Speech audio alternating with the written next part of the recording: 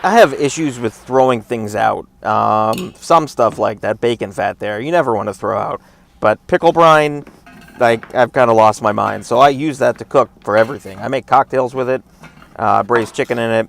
But today I thought, you know what? I got bacon fat, I got pickle juice, I got green beans. We're going to make some bacon fat, pickle juice, braised green beans. So just your green beans, wash them, take off that little butt end there. You can leave them whole and cut them up if you want, however you want. Put those in your insert. Minced garlic, sliced onion. We're just topping this with salt and pepper because everything needs salt. I go pretty heavy on the pepper. I go heavy on pepper on most things, but anything southernish, I think it goes really well. And plus, that was a black pepper bacon, I think. So it's like a black pepper bacon fat. It's really, really good. Use it for deodorant sometimes. Anyway, here goes the pickle juice. That's homemade. I don't even know what my ratio is. I think it's like 60% water to 40% vinegar.